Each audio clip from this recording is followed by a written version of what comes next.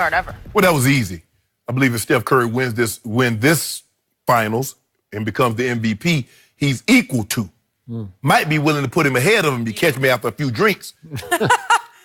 Skip, I don't think people realize what we're witnessing here.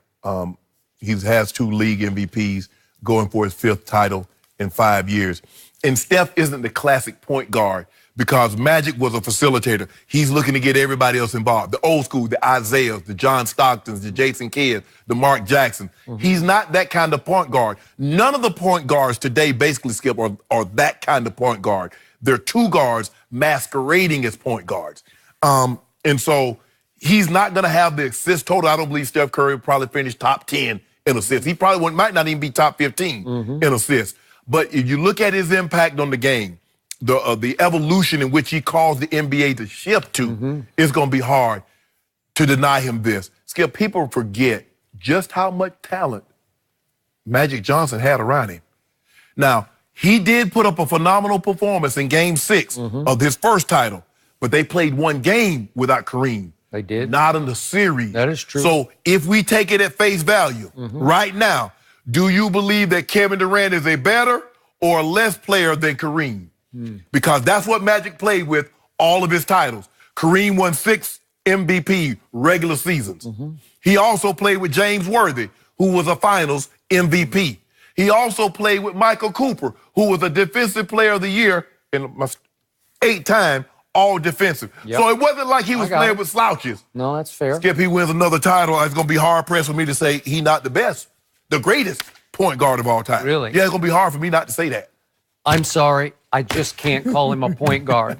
He's just not. Listen, seriously, LeBron James is a better point guard than Steph Curry is. He's a better distributor, better passer, better orchestrator, better quarterback for the Laker offense right now than Steph is for Golden State's. I never thought he was a point guard. When I pushed for him to be drafted #1 before the draft, I said he's got a good handle, but he uses his handle in largest part to get him open instead of get other people open, right? Yes. And now we have to put him in what category? Is he a 2 guard? Well, do we start comparing him to Jordan and Kobe? Okay. Well, you can in impact because his impact is getting up in there. Because he's a way better shooter than Jordan or Kobe ever thought about. Yeah, he might be the greatest shooter. He's the greatest shooter ever. He's the greatest shooter ever. But obviously, Jordan and Kobe could attack the basket much better than Steph. He's not that guy. He can get to the glass quite a bit, but it's not the same in impact. James Harden, to me, is a better point guard. I can just show you the numbers than Steph is because James has led this league in assists with 11 a game, right? Yes. And look at Steph's assists. He had 7.7 the first year they won the title. And every year since then, it's gone down, down, down, down, down in assists. So he's diminished as even their point guard of Golden State, right? Yeah, he's not going to be that assist. He's not going to be, I don't think he's finished maybe once. I think he had 8.5. I think his first year he won the MVP. I think that's the only time that he's possibly been in top 10 in assists. So, Skip, he's not going to be that old school, what we think the point guard should do. That's not what he is now. That's really not where the point guard is going. You really only got 2 guys that average double-digit assists normally, James Harden and Russ. And Russ is really the guy that's consistently averaged double-digit because we've seen Harden's assist total slip. Would I take Steph over James Harden? Yes. Yeah. I just would. Yeah. And yet James is the better distributor of the basketball. Yes. Okay? But Steph's game is more, it'll help you win championships. It will. Better than James Harden's game. Look, in the end, Steph Curry is a scorer and he's an igniter. Yes. He ignites. He sets that building on fire when he starts dropping threes, right? Yes. So not only has he revolutionized the game, he's actually created some new position, and I don't even know what the name of it is. I don't know. He's just the igniter. Right. He's unbelievable. So he's got his name in that discussion.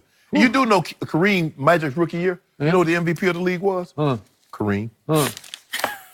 Thank you for the reminder. Appreciate it. You're trying to diminish Magic. There you go. See, how about this, guys? Did Drew Brees tell everyone that he is about to call it quits? It's interesting here. Good we'll question. tell you next. Far worse. Shannon, do you agree with all that? 100%. Because as a free agent, Skip, you have to evaluate everything. You evaluate the players that you're playing with, your head coach, and the front office. Stable. They're going to be able to attract even though they might not be able to get a third superstar, can you get the necessary pieces to put around you that's going to help elevate you to the next level? Skip, the Lakers are supposed to be an iconic franchise, and they are, in name only. It's run very dysfunctional now. So, I mean, what Jeannie Buss going to do? What Jim and all the brothers, the guy that Magic said all of a sudden he was going to have to run it by him to fire Luke Walton. Yep. So when it comes down to it, you this iconic franchise, you guys are in charge, and you're not going to be able to lure anyone unless 2-3 put his name on it. That's what it's come to. That is true. Your dad I didn't give you that. Your dad didn't have to tell it. Your dad, when somebody came to see your dad, they didn't leave out of there.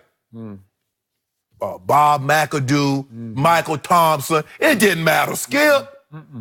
Now this is what you got to sell. The dysfunctionality. Everybody sees this. And they're like, what? Do I want to go there to food? The food might be good, but they messy in the kitchen. No, I can't go there, Skip. I can't do that. Somebody kitchen messy, I don't want no part of the food. And Rob, Skip, I think even a bigger hurdle than Jeannie Buss and Linda and Kurt Rambis and everything that's going is this Rob Pelinka. Skip, I hate using the word all and ever, and all and never and every, because that encompasses a lot. But I have yet to hear the one person in the NBA circle say something positive about Rob Pelinka. True. I just want one time to say, you know what, man, Rob is okay. I'm not talking about the clothes that he wears. I'm talking about him as an individual. Everybody's snake, backstabber, crook, sneaky, liar. Yep. That's all you hear. And that's the guy that's going to go be sitting, Skip, that's the guy that would be sitting across from, let's just say for the sake of argument, KD, AD, Jimmy Butler, Kyrie, Kawhi. That's the guy. The lying, thieving, snake, backstabbing. How do you sell somebody on that, Skip? Yep. Good so point. LeBron, you're going to have to be the best snake oil salesman in all the world. If LeBron James, you know what? We keep saying coming back from 3-1. We keep saying all this. This might be LeBron James' greatest feat. Being able to attract another superstar player, come to the Lakers, given all the dysfunctionality that's going on around this team. I agree with everything you just said times 10, which leads me to my first big point here. This summer has to be about LeBron James. The man who can most help LeBron James right now is LeBron James. Absolutely. He needs to step up and re-involve himself in a franchise that is teetering right now. It's rudderless and it's careening down the wrong We street. might put the movie on hold. Okay, well, you might We have might to, put the movie on hold, Jenny. because it is imperative that LeBron James effectively take over this franchise, and he is capable of doing that, but he's going to have to become far more visible, as we saw, at least we saw him the other day, and he's going to, number two, and more important, have to become far more vocal. He's going to have to start speaking out about what the Lakers should be, can be, will be, because he has to become the new Magic. Because, look, I am the biggest Magic Johnson fan. I love him off the court. The more I think about it, the more disappointed I get in what he just did to this franchise. Right.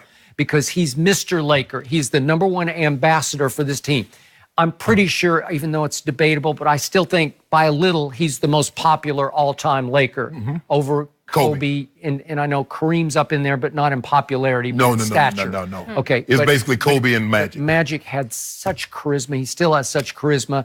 And the more I think about what he just did, he didn't just set this bridge on fire. He just about nuked this whole bridge because, look, This Rob, is Chernobyl. This was. He destroyed everything. Ain't nothing gonna be, everything's radioactive for the next 50 years. Rob Pelinka right now is the easiest target in all of sports because, to your point, nobody has anything good to say about him. So Magic can blame him for all of Magic's failings as the president of the Lakers. And he had many failings because we've detailed them. Right. He had way more failings than he had successes as the primary decision maker. And it looked like he was losing his job because it looked like in the end, Jeannie took over and said, no, we're going to make the decision on Luke Walton. Jeannie was like, hold up, you want to fire the man, you never even here. How you going to fire a man, you not here for practice, you not your... See, Skip, it appeared to me, listening to his conversation, not heard it because I went back and I found it. Magic was upset that Rob